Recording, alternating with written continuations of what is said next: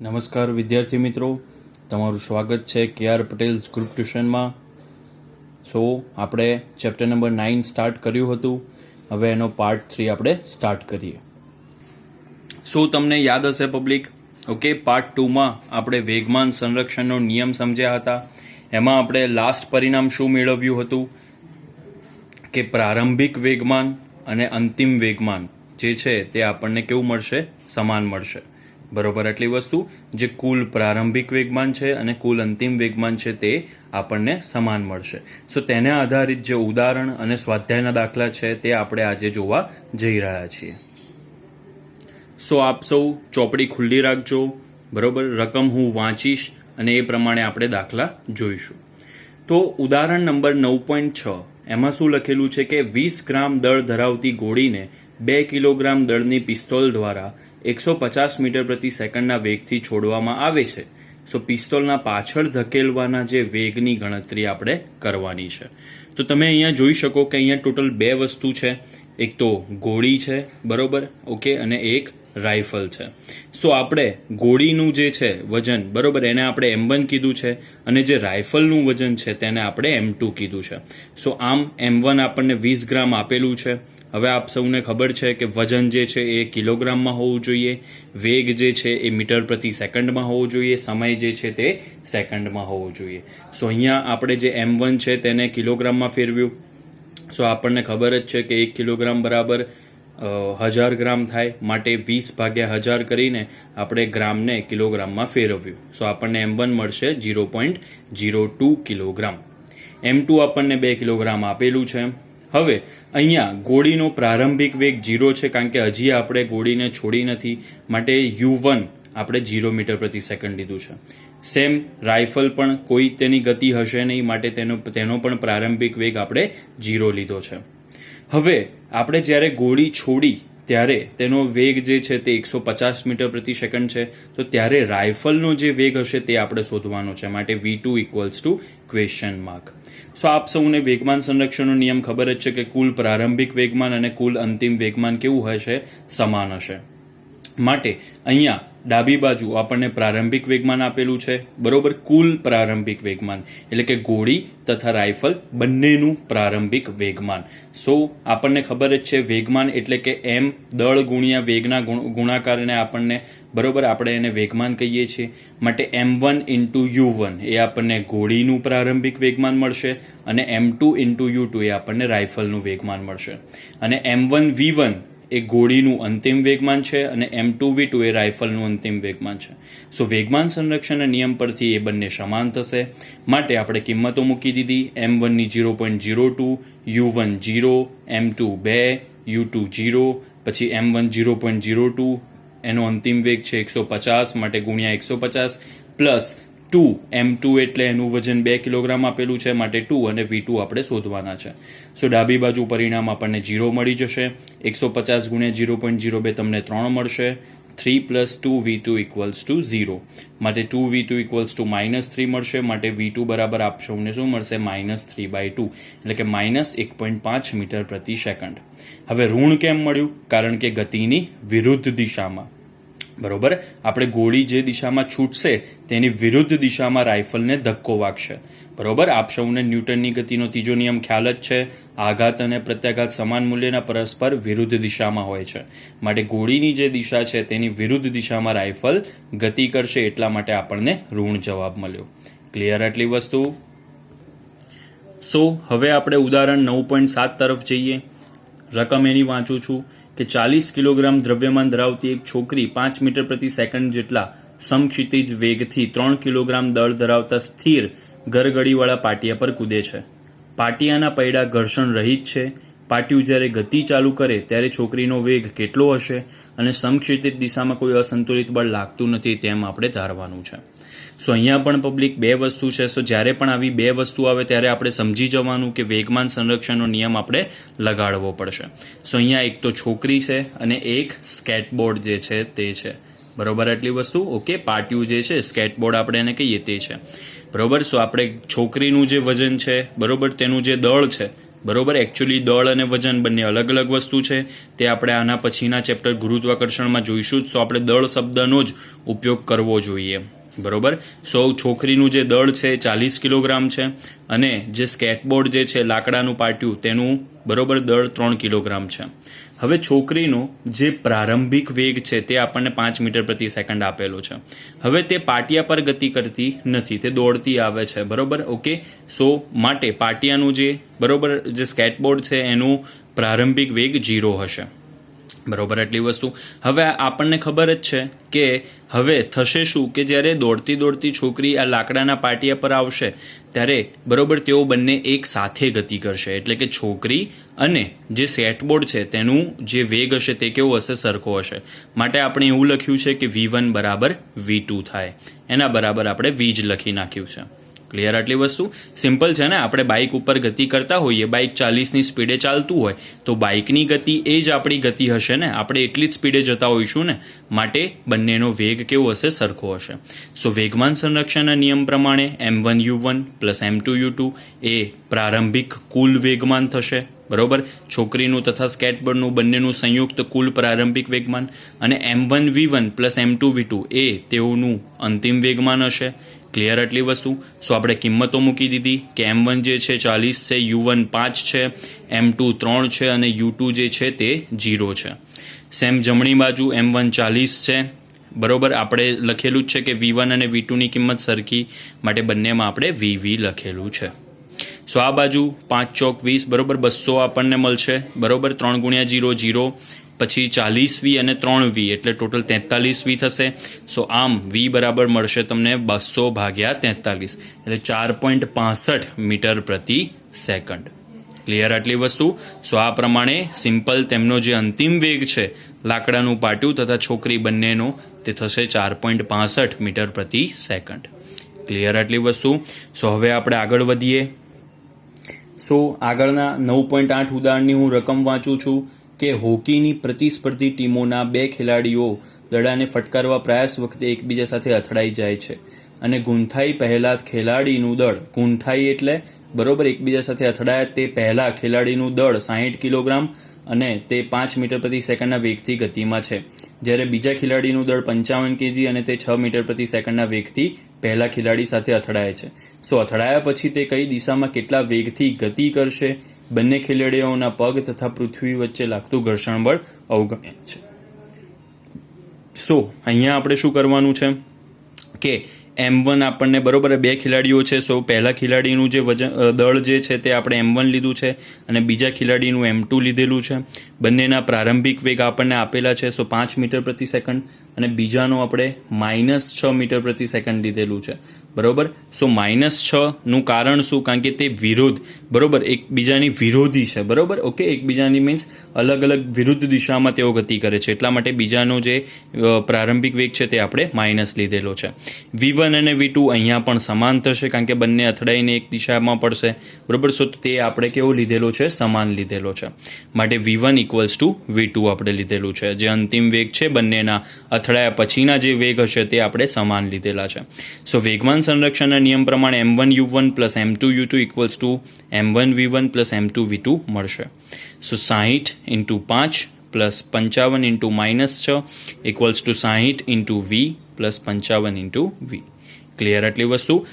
આ દાખલામાં યાદ રાખવા જેવી વસ્તુ એ હતી કે જે બીજો ખેલાડી છે 55 કિલોગ્રામ વાળો તેનો જે વેગ છે તે આપણે ઋણ લેવો પડશે કારણ કે બંને વિરુદ્ધ દિશામાં આવે છે એટલા માટે, અને બંનેના જે અંતિમ વેગ છે તે આપણે સમાન લેવા પડશે.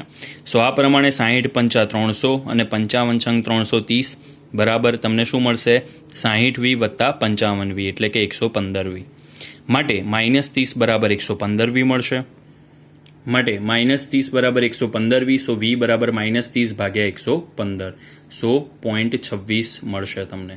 હવે -0.26 મળશે. માઇનસનું કારણ શું છે કે આપણને ઋણ એટલા માટે મળ્યો કારણ કે જે બીજો વ્યક્તિ જે હતો તેનું વેગમાન વધારે હતું, માટે તે બીજા વેગ જે બીજો પદાર્થ જે બીજો વ્યક્તિ હતો તેની જે દિશામાં ગતિ કરતો હશે તે દિશામાં બંને ગતિ કરશે. એટલે કે ખ્યાલ આવે છે જ્યારે પહેલો જે વ્યક્તિ છે 60 કિલોગ્રામ વાળો અને જે બીજો વ્યક્તિ છે 55 કિલોગ્રામ વાળો, સો 55 કિલોગ્રામ વાળો જે દિશામાં ગતિ કરતો હશે તે દિશામાં બંને જણા પડશે, તે દિશામાં 0.26 બરોબર મીટર પ્રતિ સેકન્ડના વેગથી તેઓ ગતિ કરશે. સો આ વસ્તુ છે વેગમાન સંરક્ષણના નિયમમાં. સો હવે આપણે જે સ્વાધ્યાય છે તેના જે દાખલાઓ છે તે આપણે સમજી લઈએ બરોબર. બાકીની જે થિયરેટિકલ ટોપિક છે એ વ્યવસ્થિત તમે વાંચી શકો છો, આગળના જે આપણે નિયમો ભણ્યા તે પ્રમાણે તમે સોલ્વ કરી શકો છો. માટે જે દાખલા છે બરોબર તે આપણે સ્વાધ્યાયના સોલ્વ કરીએ. સો આપણે જોઈએ છે અત્યારે 5મો દાખલો. 5મા દાખલાની હું રકમ વાંચું છું બરોબર, તમને પેજ નંબર 128 ઉપર આપેલું છે 5મો દાખલો. સો સ્થિર અવસ્થામાં રહેલી એક ટ્રક કોઈ ટેકરી પરથી નીચે તરફ અચળ પ્રવેગથી ગતિની શરૂઆત કરે છે. તે 20 સેકન્ડમાં 400 મીટર અંતર કાપે છે. તેનો પ્રવેગ શોધો. જો તેનું દળ 7 ટન હોય તો તેના પર લાગતું બળ શોધો. એટલે કે જે આપણને બરોબર ટ્રક આપેલો છે તે સ્થિર અવસ્થામાં છે, માટે તેનો પ્રારંભિક વેગ u છે તે 0 થશે. સમય આપણને આપેલો છે 20 સેકન્ડ, ઓકે, અને અંતર જે છે એ 400 મીટર કાપે છે, માટે s બરાબર થશે 400 મીટર. સો આપણે તેનો પ્રવેગ, તેનું દળ આપણને આપેલું છે 7 ટન. 7 ટન, 1 ટન એટલે કે 1000 કિલોગ્રામ થાય, માટે તેનું કુલ દળ જે છે 7 ટન એટલે કે 7000 કિલોગ્રામ થશે. તો તેનું બળ પણ આપણે શોધવાનું છે. સો ફર્સ્ટ ઓફ ઓલ હવે આપણે અહીંયા જે ચેપ્ટર નંબર 8માં સૂત્રો ભણી ગયા તેનો પણ ઉપયોગ કરવો પડશે. મેં તમને ત્યારે પણ કીધું હતું જ્યારે ચેપ્ટર નંબર 8 ચાલ્યું હતું ત્યારે કે આ જે છેલ્લા 3 જે સૂત્રો હતા અચળ પ્રવેગી ગતિના બરોબર, v = u + at, પછી s = ut + 1/2 at સ્ક્વેર અને v² - u² = 2as, એ આપણે અહીંયા વાપરવું પડશે. હવે આપણને અંતિમ વેગ ખબર નથી, માટે આપણે જે પહેલું સૂત્ર અને છેલ્લું સૂત્ર જે છે તે આપણે વાપરી શકીશું નહીં, કારણ કે આપણને અહીંયા બરોબર ટ્રકનો અંતિમ વેગ આપેલો નથી. માટે આપણે s = ut + 1/2 at² સૂત્ર વાપરવું પડશે, કારણ કે આપણે જે પ્રવેગ છે તે શોધવો છે માટે. સો આપણને s જે છે એ 400 મીટર આપેલું છે, u જે છે તે 0 છે, સમય 20 છે, એ જે છે તે શોધવાનો છે, અને t² 20² 400.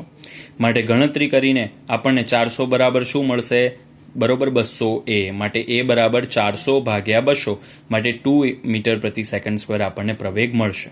હવે પ્રવેગ મળી ગયો તો બળ પણ મળી જશે. આપણને ખબર જ છે ન્યૂટનની ગતિના બીજા નિયમ પ્રમાણે F = થશે ma, માટે 7000 ગુણ્યા 2 એટલે કે 14000 ન્યૂટન આપણને આન્સર મળશે. અહીંયા એકમ બહુ જ અગત્યના છે. સો એકમ જે છે જે તે વસ્તુના આપણે યાદ રાખવા પડશે કે બળના, પ્રવેગના, વેગના બરાબર બધાના એકમો જે છે તે કેવા છે આપણને ખબર હોવી જોઈએ. બળનો એકમ છે ન્યૂટન, માટે આપણને મળશે 14000 ન્યૂટન. ક્લિયર આટલી વસ્તુ?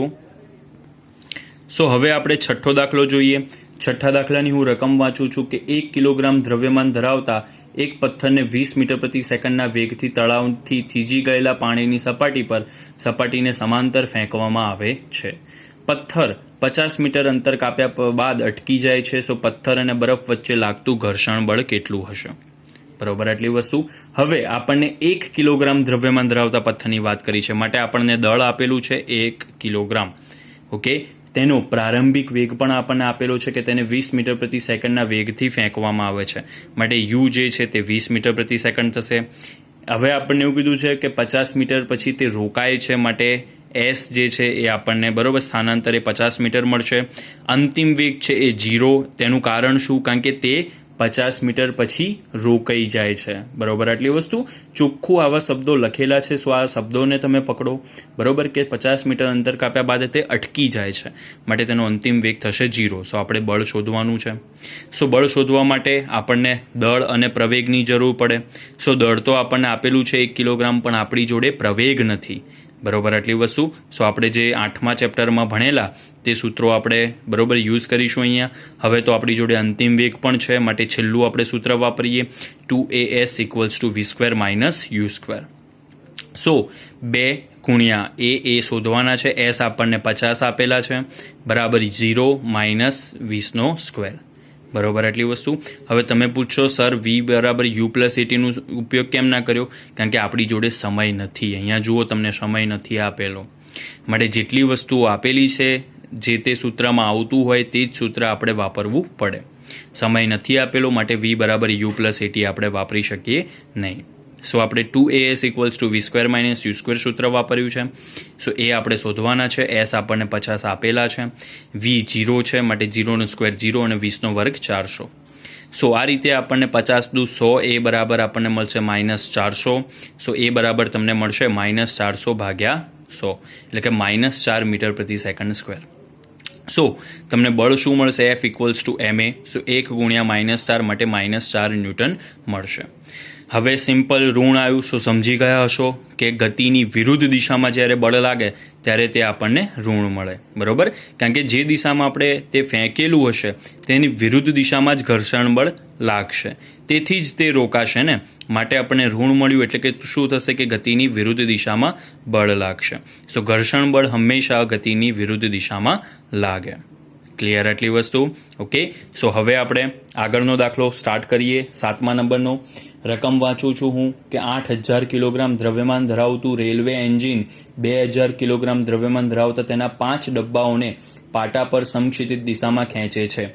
જો એન્જિન 40000 ન્યૂટન બળ લગાડતું હોય તથા પાટા દ્વારા 5000 ન્યૂટન ઘર્ષણ બળ લાગતું હોય તો પ્રવેગી બળ શોધો, ટ્રેનનો પ્રવેગ શોધો તથા ડબ્બા 1 દ્વારા ડબ્બા 2 પર લાગતું બળ શોધો.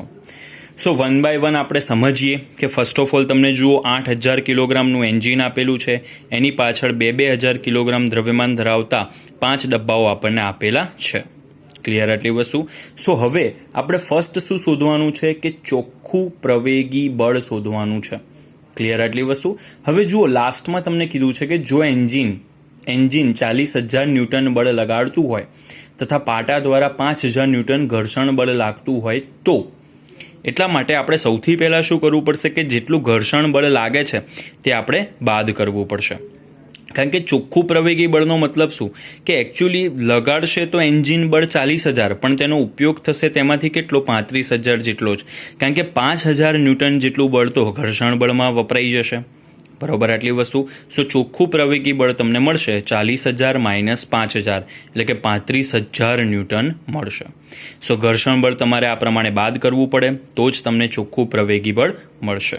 સો ચોખ્ખું પ્રવેગી બળનો મતલબ શું કે ઘર્ષણ બળ કે બહારનું કોઈ બાહ્ય બળ લગાડ્યા સિવાય જે બળ લાગે છે તે. હવે બીજું તમને પૂછેલું છે ટ્રેનનો પ્રવેગ. સો ટ્રેનનું કુલ દળ કેટલું થશે પબ્લિક? તો તમે જોઈ શકો કે એન્જિનનું દળ છે 8 કિલોગ્રામ અને 2000ના 5 ડબ્બાઓ છે માટે તેનું 10 અને 8000 કિલોગ્રામ જે છે એન્જિનનું. સો કુલ 18000 કિલોગ્રામ ધરાવતી ટ્રેન જે છે તે આ થશે. સો F બરાબર ma તમને મળશે. હવે બળ જે છે ચોખ્ખું પ્રવેગી બળ કેટલું છે 35000 માટે F ઇક્વલ્સ ટુ તમને 35000 મળશે, બરોબર? ઓકે. અને M જે છે 18000 છે માટે એ તમને મળી જશે 35000 ભાગ્યા 18000. સો લગભગ 1.94 જેટલું તમને મળશે. સો આમ અહીંયા 40000 લખવાની ભૂલ ના કરતા, કારણ કે ચોખ્ખું પ્રવેગી બળ જેટલું લાગે તે પ્રમાણે જ તમને ટ્રેનનો પ્રવેગ મળશે. આમ બરોબર 35000 જ અહીંયા બળ વાપરવું પડશે, કારણ કે 5000 જેટલું બળ તો ઘર્ષણમાં ખર્ચાઈ જાય છે. સો આમ તમને ટ્રેનનો પ્રવેગ કેટલો મળશે 1.94 મીટર પ્રતિ સેકન્ડ સ્ક્વેર. હવે ત્રીજો પ્રશ્ન તમને શું કીધેલું છે કે બરોબર તમને એવું પૂછેલું છે કે ડબ્બા 1 દ્વારા ડબ્બા 2 પર લાગતું બળ શોધો. હવે સિમ્પલ તમે અહીંયા શું કરશો કે ડબ્બા 1 દ્વારા ડબ્બા 2 પર લાગતું બળ શોધો. હવે સિમ્પલ અહીંયા એન્જિન જે છે તેનું દળ કેટલું છે 8000, પછી તેનો પ્રવેગ આપણને કેટલો મળ્યો હમણાં આગળ જ શોધ્યો આપણે 1.94 એટલે કે 35 ભાગ્યા 18, બરાબર? માટે તમે આની જે ગણતરી કરશો એ તમને મળશે લગભગ 1,40,000 ભાગ્યા 9 એટલે કે લગભગ 15,555.55 ન્યૂટન, એટલે કે લગભગ તેને 15,556 જેટલું કહી શકશો તમે. સો આમ આપણને એવું પૂછેલું હતું, બરોબર, કે ડબ્બા 1 દ્વારા ડબ્બા 2 પર લાગતું બળ શોધો. સો ડબ્બા 1 દ્વારા કેટલું બળ લાગશે અહીંયા? તો કે એન્જિન જેટલું બળ લગાડશે તે પ્રમાણે, માટે એન્જિન જેટલું બળ લગાડે છે તે પ્રમાણે આપણે સૂત્ર મૂકવું પડશે. એટલા માટે મેં જુઓ અહીંયા લખેલું છે F1 equals to M1 into A. So M1 મેં અહીંયા લીધેલું છે 8000, કારણ કે જે અહીંયા બળ લગાડે છે તે એન્જિન જ છે, બરોબર. સો એન્જિનનું જે બળ છે તે અહીંયા આપણે ગણતરી કરવી પડશે. માટે બરોબર તમને શું કીધેલું છે કે પહેલા ડબ્બા દ્વારા બીજા પર લાગતું બળ, તો તે આપણે એન્જિનનું બળ શોધવું પડશે. હવે ધારો કે અહીંયા એવું પૂછ્યું હોત કે બીજા ડબ્બા દ્વારા ત્રીજા પર લાગતું બળ, તો તે પણ બરોબર આ પ્રમાણે આપણે શોધવું પડે, કારણ કે પરંતુ ત્યાં જે છે દળ તે બદલાઈ જાત. ક્લિયર આટલી વસ્તુ? ઓકે. સો તેના માટે અલગ સિદ્ધાંતો યુઝ કરવા પડે, જે તમે આગળના ધોરણોમાં બરોબર 11-12 સાયન્સમાં ભણશો. સો અહીંયા સિમ્પલ આટલી વસ્તુ યાદ રાખો કે એન્જિન દ્વારા જે લાગતું બળ છે તે આપણે અહીંયા શોધ્યું. ક્લિયર આટલી વસ્તુ?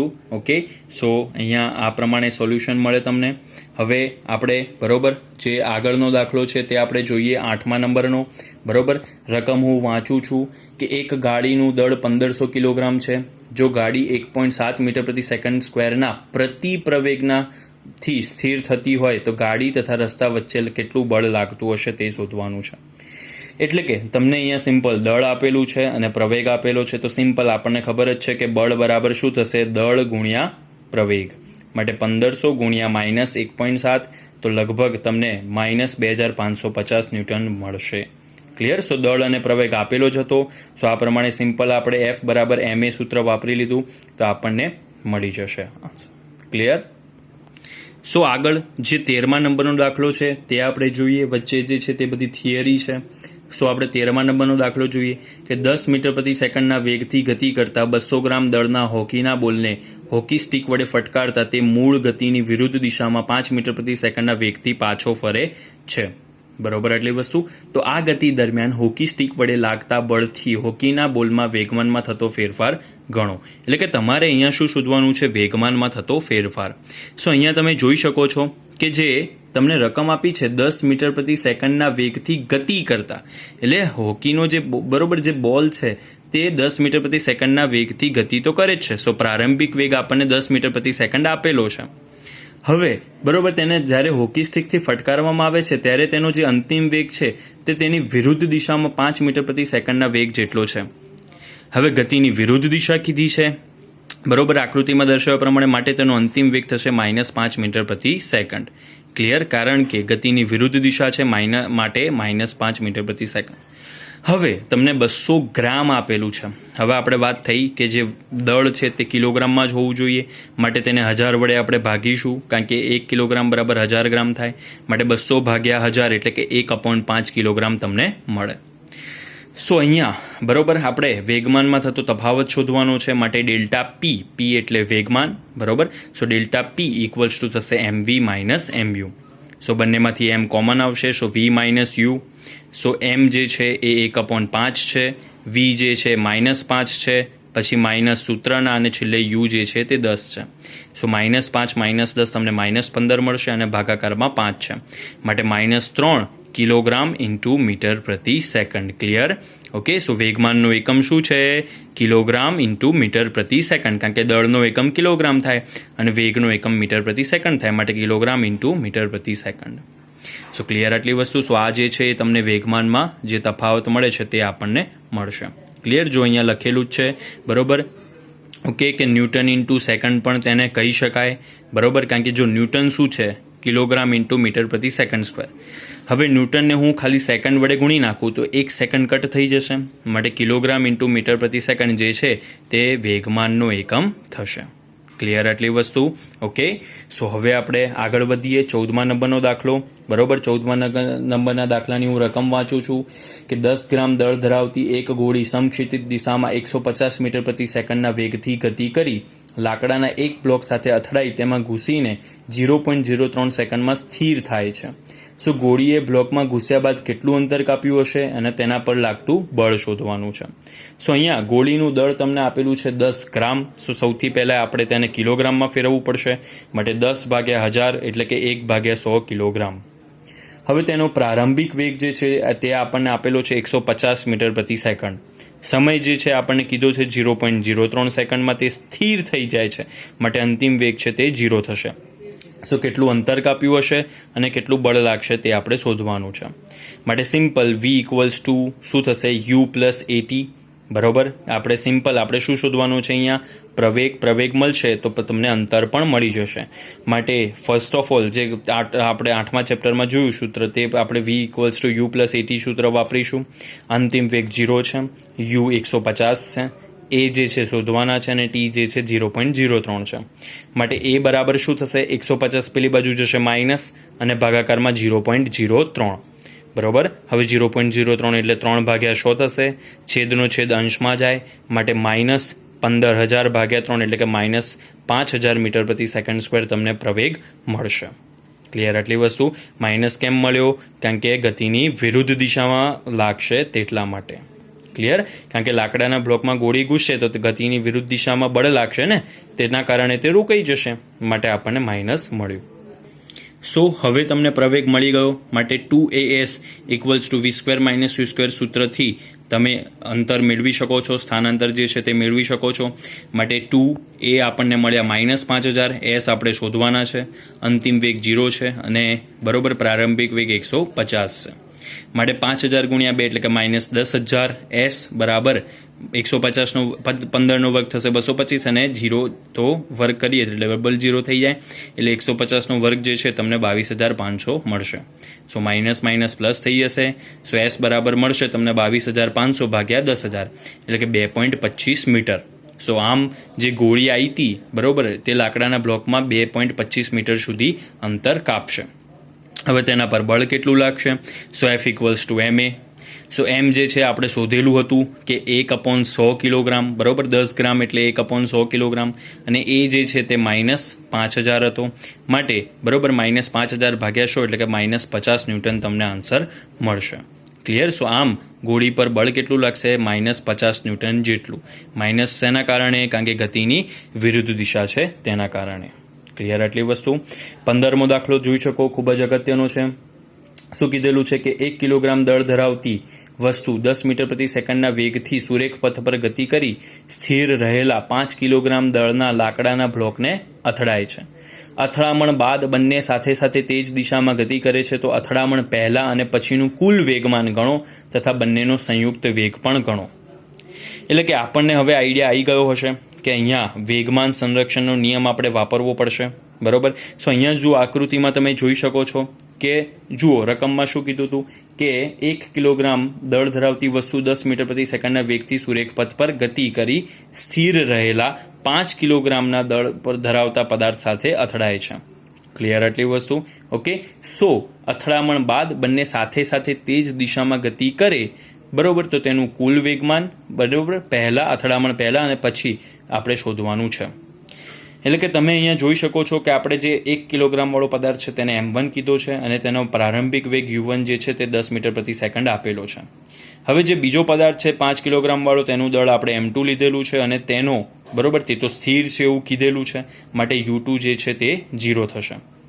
હવે આપણને એવું કીધું છે કે અથડામણ પછી તેઓ બંને એક જ દિશામાં સાથે ગતિ કરે છે, માટે તેમનો અંતિમ વેગ જે છે v1 અને v2 તે સરખા થશે. સો તમે જોઈ શકો છો કે અથડામણ પછી v1 = v2 = v થશે, કારણ કે લખેલું છે કે બંને બરોબર અથડામણ બાદ તેઓ બંને સાથે સાથે તે જ દિશામાં ગતિ કરે છે. સો હવે આપણે કુલ પ્રારંભિક વેગમાન અને કુલ અંતિમ વેગમાન શોધવાનું છે. સો કુલ પ્રારંભિક વેગમાન અથડામણ પહેલાનું શું થશે? m1 u1 + m2 u2. m1 તમને 1 આપેલું છે બરોબર, પ્રારંભિક વેગ 10 આપેલો છે બરોબર. પછી જે બીજો પદાર્થ છે તેનું દળ જે છે 5 છે અને તેનો અંતિમ વેગ 0 છે. આમ તમને અથડામણ પહેલાનું પ્રારંભિક વેગમાન મળશે 10 કિલોગ્રામ × મીટર પ્રતિ સેકન્ડ. ક્લિયર? આટલી વસ્તુ. હવે અથડામણ બાદના જે વેગમાન છે તેની આપણે ગણતરી કરીએ કે m1 v1 + m2 v2. Okay. m1 જે છે તે 1 છે, v1 અને v2 આપણે v તરીકે ગણતરી કરીએ, માટે 1v + 5v = તમને 6v મળશે. બરોબર. આટલી વસ્તુ. સો આમ બરોબર તમને અથડામણ બાદનું જે કુલ વેગમાન જે છે તમને શું મળશે? 6v. હવે આપણે તેમનો સંયુક્ત વેગ પણ શોધવાનો છે. સો આપણને પબ્લિક ખબર છે કે વેગમાન સંરક્ષણના નિયમ પ્રમાણે અથડામણ પહેલાનું વેગમાન અને અથડામણ બાદનું વેગમાન કેવું મળશે? સરખું મળશે. સો 10 બરાબર શું થશે? 6v. ક્લિયર? આટલી વસ્તુ. માટે 6v = તમને 10 મળશે, માટે v બરાબર તમને મળશે 10/6 એટલે કે 5/3 મીટર પ્રતિ સેકન્ડ. ક્લિયર આટલી વસ્તુ? સો આ જે 5/3 જે કિંમત છે તે આપણે અહીંયા મૂકી દઈશું તો તમને જે છે તે અથડામણ બાદનું કુલ વેગમાન મળી જશે. ક્લિયર આટલી વસ્તુ? સો આ પ્રમાણે બરોબર આ દાખલો ગણાય. ઓકે, સો બે વસ્તુ આવે એટલે સમજી જવાનું મોસ્ટલી બરોબર વેગમાન સંરક્ષણ નિયમ જે છે તે લાગુ પડતો હશે. ક્લિયર? સો હવે આપણે 16મા નંબરનો દાખલો જોઈએ કે અચળ પ્રવેગથી ગતિ કરતી 100 કિલોગ્રામ દળની એક વસ્તુનો વેગ એ 6 સેકન્ડમાં 5 મીટર પ્રતિ સેકન્ડથી 8 મીટર પ્રતિ સેકન્ડ થઈ જાય છે. તો પ્રારંભિક અને અંતિમ વેગમાનની ગણતરી કરો અને વસ્તુ પર લાગતા બળ શોધો. સો આ તો બહુ જ સિમ્પલ વસ્તુ છે કે 100 કિલોગ્રામની વસ્તુ છે બરોબર. ઓકે, હવે તેનો પ્રારંભિક વેગ છે તે 5 મીટર પ્રતિ સેકન્ડ છે અને તે 6 સેકન્ડમાં બરોબર 5 થી 8 મીટર પ્રતિ સેકન્ડ પહોંચી જાય છે. સો આમ આપણને પ્રારંભિક વેગ u 5 આપેલો છે, અંતિમ વેગ v એ 8 આપેલો છે અને સમય જે છે તે 6 આપેલો છે. ક્લિયર આટલી વસ્તુ? સો પ્રારંભિક વેગમાન કેટલું થશે? તો દળ ગુણ્યા પ્રારંભિક વેગ માટે 100 ગુણ્યા 5 એટલે કે 500. પછી અંતિમ વેગમાન એટલે કે જે પદાર્થનું દળ છે તેના ગુણ્યા અંતિમ વેગ માટે 100 ગુણ્યા 8 એટલે કે 800 બરોબર કિલોગ્રામ ઇન્ટુ મીટર પ્રતિ સેકન્ડ. હવે તેના પર લાગતું બળ સો આપણને ખબર છે ન્યૂટનની ગતિના બીજા નિયમ પ્રમાણે કે વેગમાનમાં થતા ફેરફારના સમય દરને આપણે બળ કહીએ છીએ. માટે અંતિમ વેગમાન માઇનસ પ્રારંભિક વેગમાન ભાગ્યા સમય. સો 800 માઇનસ 500 ભાગ્યા 6 એટલે કે 300 ભાગ્યા 6 તમને 50 ન્યૂટન મળશે. સો આમ પદાર્થ પર કેટલું બળ લાગ્યું હશે? 50 ન્યૂટન જેટલું લાગેલું હશે. ક્લિયર આટલી વસ્તુ? ઓકે, સો આ તો બહુ જ ઇઝી દાખલો હતો. સો આ ચેપ્ટરનો આપણે લાસ્ટ દાખલો જોઈ લઈએ બરોબર. 18મો શું કીધેલું છે કે 10 કિલોગ્રામ દ્રવ્યમાન ધરાવતી એક ડમ્બેલ 80 સેન્ટીમીટર ઊંચાઈએથી જમીન પર પડે તો તે જમીન પર કેટલું વેગમાન આપશે? તેનો અધો દિશામાં પ્રવેગ 10 મીટર પ્રતિ સેકન્ડ સ્ક્વેર લો બરોબર. એટલે કે ડમ્બેલને આપણે શું કીધું છે 80 સેન્ટીમીટર ઊંચાઈથી જમીન પર પડે તો તેનો વેગમાન કેટલો હશે? હવે સિમ્પલ વસ્તુ છે કે 80 સેન્ટીમીટરથી પડે એટલે કે આપણને s અહીંયા આપેલું છે, એની ઊંચાઈ એ જ આપણે એને સ્થાનાંતર લઈ લઈએ. સો s બરાબર 80 સેન્ટીમીટર છે. સો ફર્સ્ટ ઓફ ઓલ આપણે એને મીટરમાં ફેરવવું પડશે માટે 80 ભાગ્યા 100 એટલે કે 0.8 મીટર તમને મળે. હવે તે જ્યારે જમીન પર પછડાશે ત્યારે તેનો અંતિમ વેગ 0 હશે કારણ કે સ્થિર થઈ જશે માટે v આપણે 0 લીધેલું છે.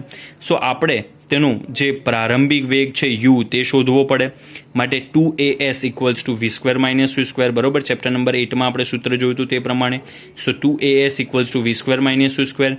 એ જે છે આપણને કીધું છે કે અધો દિશામાં પ્રવેગ 10 મીટર પ્રતિ સેકન્ડ લો. હવે અધો દિશા છે માટે આપણે જે તેનો પ્રવેગ જે છે તે આપણે માઇનસ લીધેલો છે.